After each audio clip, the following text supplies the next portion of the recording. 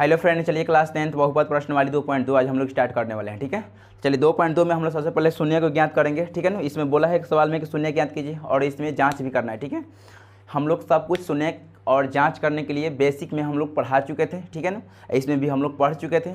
आज हम लोग खुद के चैप्टर में देख रहे हैं कि क्वेश्चन उसी तरह पर सब आधारित क्वेश्चन है। ठीक है ना, तो हम लोग यही क्वेश्चन हम लोग चैप्टर 1 से यानी चैप्टर 1 में हम लोग खत्म कर चुके थे। प्रश्नवाली 2.1 के बात करेंगे तो हम लोग एक ही वीडियो में ख़त्म कर चुके थे। ठीक है ना, आज हम लोग 2.2 को ख़त्म करने के प्रयास बहुत करेंगे। ठीक है, चलिए अगर आज नहीं खत्म होगा तो कल तक खत्म हो ही जाएगा, कोई दिक्कत। तो चलिए इसमें क्वेश्चन क्या बोला है कि शून्य ज्ञात करना है। ठीक है, इसमें शून्य तथा गुणांकों के बीच भी जांच करना है। ठीक है, तो चलिए तो सबसे पहले हम क्या करेंगे, इसको गुणनखंड कर देंगे। गुणनखंड के शून्य को निकाल देंगे। शून्य के निकालने के बाद उसके बाद हम क्या करेंगे, जाँच करेंगे। ठीक है, बोला है क्वेश्चन में कि जांच करें। ठीक है ना, सत्यता की जांच करें। ठीक है, यहाँ बोला है जांच करने के लिए। तो चलिए सबसे पहले एक्स स्क्वायर माइनस किए 4x माइनस के यहाँ 2x। ठीक है ना, प्लस का 2x माइनस 8 इक्वल में 0 कर देंगे। इसको हम गुणनखंड तोड़ दिए। ठीक है ना, अब मैंने कहने का मतलब कौन ऐसा दो को माने 8 किस किस पारा में आता है, 4 और 2 के पारा में आता है। तो 4 दूना के हम 8 कर दिए, 4 में से 2 घटाएंगे तो माइनस का 2 बचेगा। कोई दिक्कत यहाँ तक, ये सब हम पहले पढ़ा चुके थे, अच्छा से बेसिक हम बता चुके थे कि ताकि आप लोग कैसे कैसे यहाँ अंक ले रहे हैं, क्यों ले रहे हैं। पहले वाला वीडियो नहीं देखें तो जाकर जरूर देखें। ठीक है, वहाँ तक अब देखिए क्या करें कि यहाँ से अब हम क्या करेंगे, कॉमन।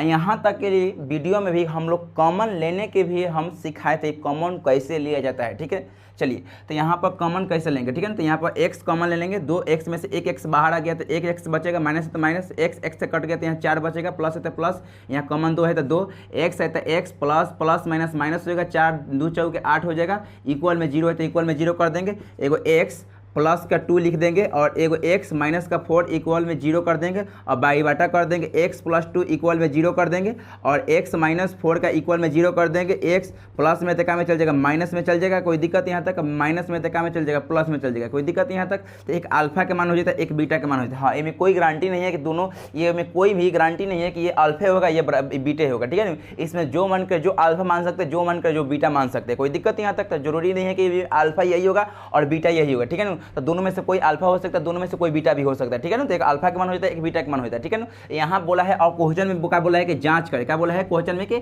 जांच करें। ठीक है ना, अब जांच क्या करना है, जांच करने के लिए सबसे पहले क्वेश्चन जो दिया है क्वेश्चन को उतार लेंगे। ठीक है ना, तो क्वेश्चन जो दिया है क्वेश्चन का क्या करेंगे, उतार लेंगे। तो यहाँ क्वेश्चन एक्स स्क्वायर के माइनस के 2x माइनस के 8। ठीक है ना, अब यहाँ ए और बी और सी के मान भी हम बेसिक में पढ़ाए थे कि ए के मान कैसे पता करते हैं, बी के मान कैसे पता करते हैं और सी के मान कैसे पता करते हैं। ठीक है ना, ताकि हम सब कुछ पढ़ा चुके थे। ठीक है ना, तो ताकि आप लोग का देखिए जितना वीडियो, जितना मैंने क्वेश्चन, जितना चैप्टर में आप जितना सवाल है सब इसी पर आधारित हम क्वेश्चन बेसिक में हम पढ़ाएं कि ताकि आप लोग का चैप्टर में दिक्कत ना हो। कोई दिक्कत यहाँ तक। तो चलिए इसमें क्या करेंगे, ए के मान कितना हो जाएगा, 1 हो जाएगा। इसमें बी के मान माइनस का 2 हो जाएगा और इसमें सी के मान माइनस का 8 हो जाएगा। कोई दिक्कत यहाँ तक। चलिए अब यहाँ क्या बोला है कि शून्य को ज्ञात करने का बोला है, यहाँ पर शून्य ज्ञात करना है और क्या बोला है, और शून्य को गुणनफल भी क्या करना है इस पर यहाँ पर।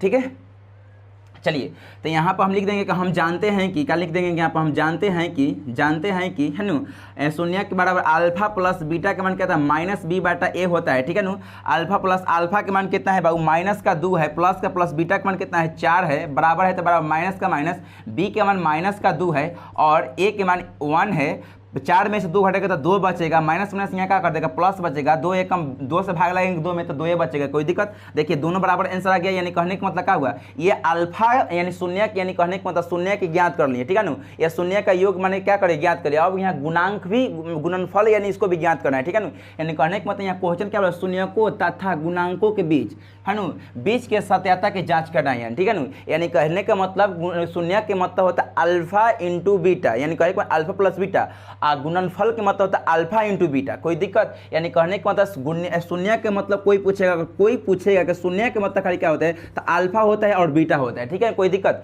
शून्य के मतलब अल्फा और बीटा, इसमें योग बोलते हैं तो प्लस लगा देते हैं, तो केवल यहाँ शून्य का मतलब प्लस हो जाता है और गुणांकफल का मतलब क्या होता है, बीटा इंटू होता है, यानी इंटू का मतलब गुना का चीज। ठीक है, कोई दिक्कत। तो यानी कहने का मतलब यहाँ शून्य हम लोग क्या करेंगे, ज्ञात कर लिए। अब यहाँ पर गुणनफल और हम लोग क्या करेंगे, यहाँ पर ज्ञात करेंगे। अब यहाँ क्या करेंगे, अब हम लोग यहाँ पर गुणनफल ज्ञात करेंगे। तो यानी कहने का मतलब यहाँ पर शून्य यानी हम लोग क्या कर रहे हैं, ज्ञात कर लिए। अब यहाँ पे लिख देंगे पुनः में क्या लिख देंगे, पुनः में अल्फा इंटू बीटा, यानी अल्फा इंटू बीटा क्यों लिखेंगे, यानी शून्यकों के एकला शून्य ज्ञात करना है, तो एकला शून्य हम ज्ञात कर लिए। अब एकला शून्यकों के एकला गुणनफल में ज्ञात करना है, तो एकला गुणनफल में हम लोग ज्ञात करें। गुणनफल का मतलब यानी गुना के चिन्ह देंगे उसमें बीच में, और इसमें अल्फा इंटू बीटा का फॉर्मूला क्या होता है, सी बटा ए होता है, सी बटा ए होता है। अल्फा के मान कितना है, -2 है, बीच में गुना है तो गुना, बीटा का मान कितना है 4 है, और माइनस सी का मान कितना है -8 है, बाटा 1 है, 4 दूना के -8 हो जाएगा, ये -8 हो जाएगा। देखिए दोनों आंसर का बराबर आ गया, कोई दिक्कत यहाँ तक। तो यही हम लोग का जांच करना था, और शून्य ज्ञात कर लिए। सबसे पहले शून्य यहाँ पर निकाल दिए, ठीक है ना। और शून्य ज्ञात करने के बाद इसमें क्या बोला है कि जाँच करें, तो इसमें हम लोग जाँच भी कर दिए, ठीक है ना। अब नंबर 2 क्वेश्चन देख रहे हैं कि नंबर 2 क्वेश्चन क्या बोल रहा है, ठीक है ना। नंबर 2 क्वेश्चन की भी सेम इसी तरह हल करना है, ठीक है, कोई दिक्कत यहाँ तक।